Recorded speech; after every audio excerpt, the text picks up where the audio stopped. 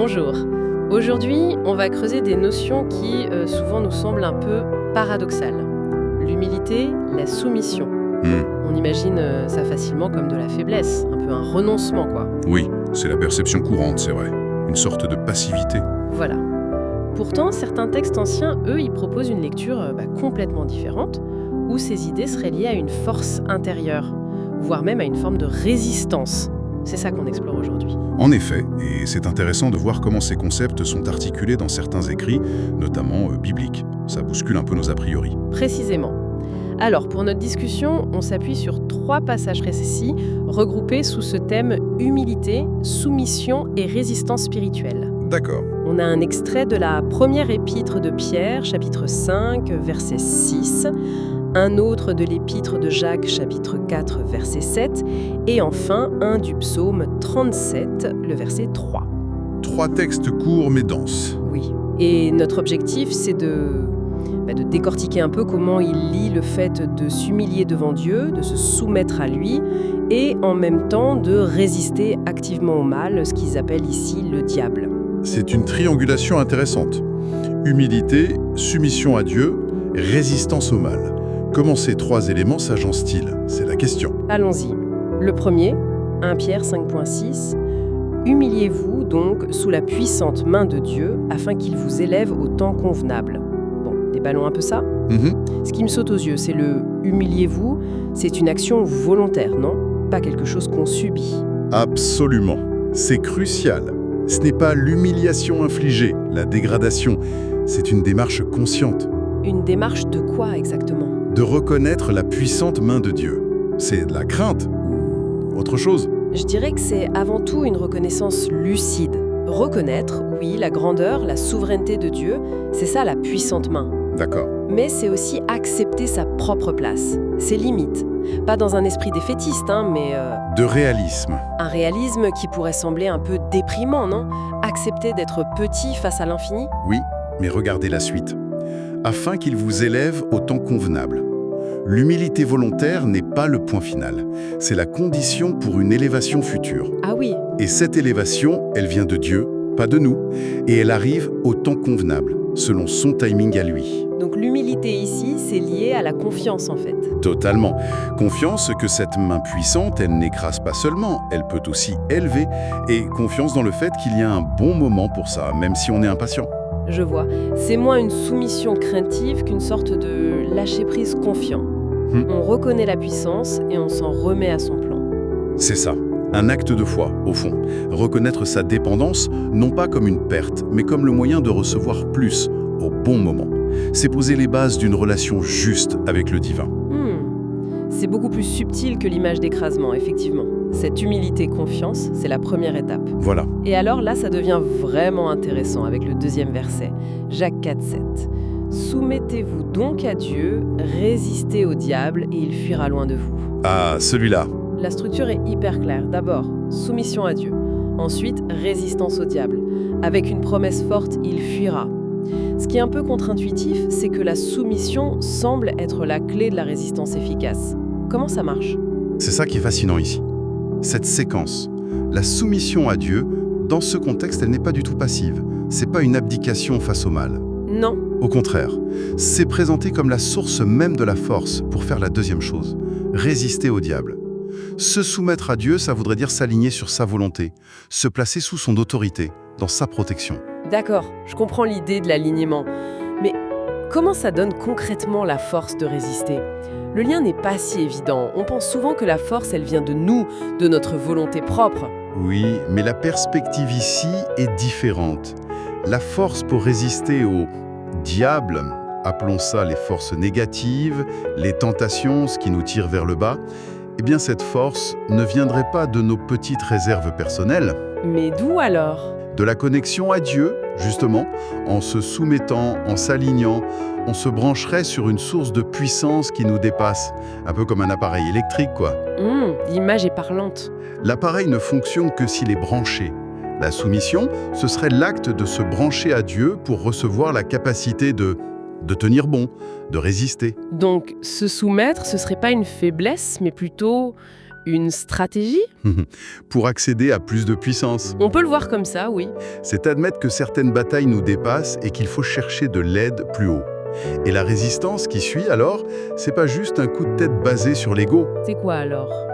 C'est une action menée depuis cette position de force conférée par l'alignement avec Dieu. Et regardez la promesse. « Et il, le diable, fuira loin de vous ». C'est très affirmé, ça. Oui, c'est pas résister et peut-être qu'il partira. C'est résister depuis cette position de soumission à Dieu et sa défaite est comme garantie. C'est quand même très catégorique, cette promesse de fuite. Est-ce qu'il n'y a pas des nuances, des conditions cachées Le texte lui-même est très direct. Dans la logique de cet épître, c'est présenté comme infaillible. Si la soumission à Dieu est réelle, elle donne une autorité spirituelle face à laquelle l'adversité ne tient pas. D'accord. Après, bien sûr, l'application concrète soulève des questions. Qu'est-ce que résister veut dire au quotidien? Comment on identifie ce diable? Quelle persévérance ça demande? Mais le principe est là. L'efficacité vient de la source de la résistance. C'est un sacré renversement par rapport à notre idéal d'autonomie, hein? Tout à fait. Donc on a l'humilité volontaire qui ouvre à l'action de Dieu, Pierre, puis la soumission comme alignement qui donne la force de résister, Jacques, et le 3e verset, Psaume 37.3, il vient ajouter quoi à ce tableau? Confie-toi en l'Éternel et pratique le bien, aille le pays pour demeure et la fidélité pour pâture. Alors si on relie cela à une vision plus large, ce psaume il vient comme ancrer tout ça, et l'élargir aussi. Ça commence par « confie-toi en l'Éternel ». La confiance, encore elle. Oui, c'est vraiment le socle de tout. C'est parce qu'on a confiance qu'on peut accepter de s'humilier, au sens de Pierre, on croit qu'il nous élèvera. Et c'est parce qu'on a confiance qu'on peut se soumettre, au sens de Jacques, on croit en sa puissance et sa bienveillance. La confiance comme racine, je vois. Et ensuite? Pratique le bien. Ça fait écho à la résistance de Jacques, non? Mais en positif. Absolument. C'est l'autre face de la médaille. Résister au mal, c'est une chose, mais la vie de confiance, ça implique aussi d'agir positivement. Pratique le bien. C'est s'engager activement dans ce qui est juste, constructif. Donc, c'est pas juste ne pas faire le mal, c'est activement faire le bien.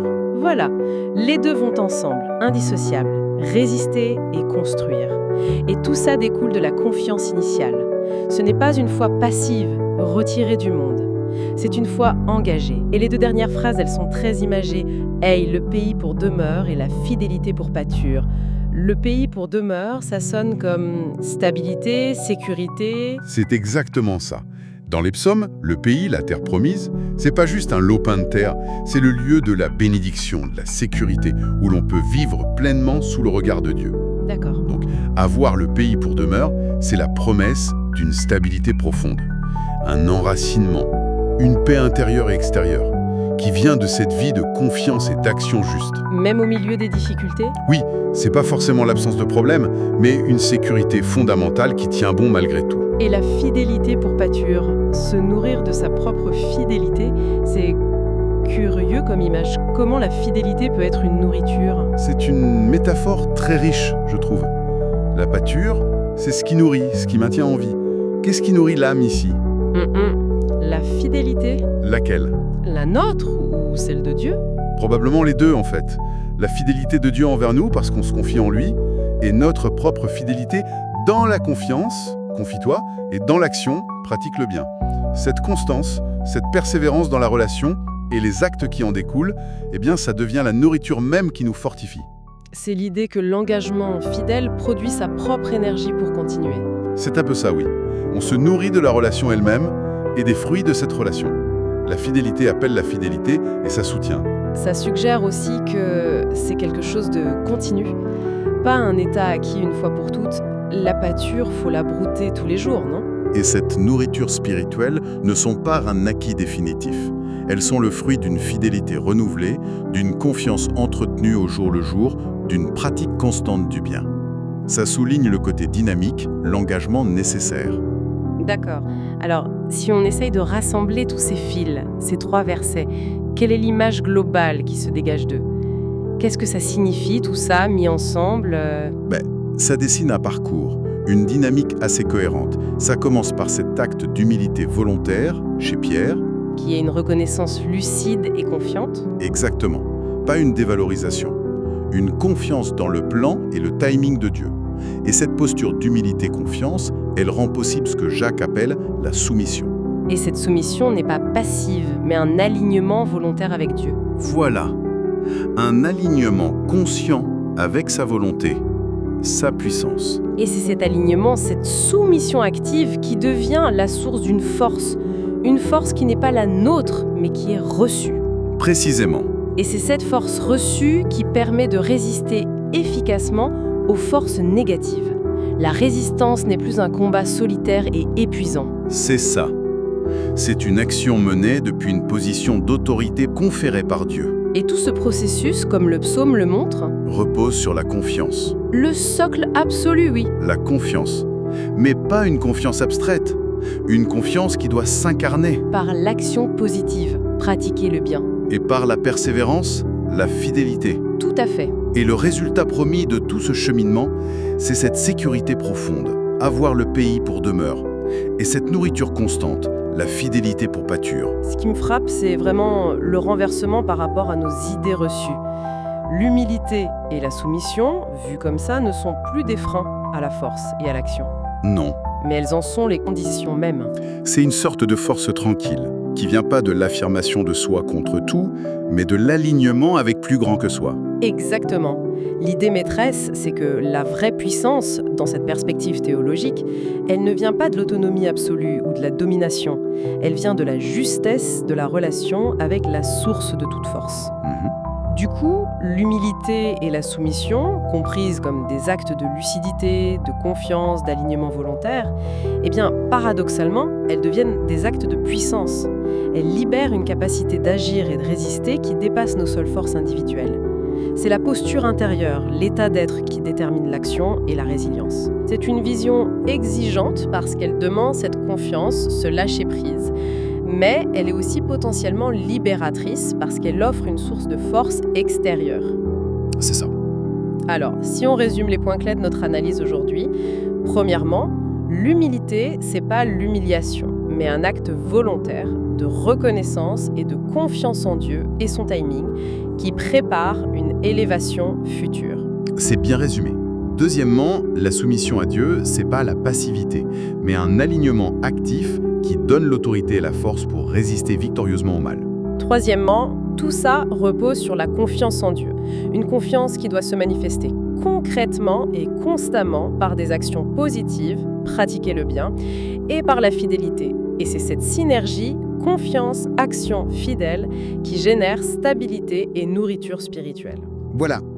En somme, ces textes nous montrent une architecture où la qualité de la vie intérieure, humilité, confiance, soumission choisie, détermine directement notre capacité à agir avec justesse et force dans le monde, surtout face à l'adversité. Ce qui nous amène à une dernière pensée, une question pour la réflexion. Ces textes suggèrent ce lien très fort entre une posture intérieure, humilité, confiance, alignement, et une capacité d'action extérieure, résistance, pratique du bien, stabilité.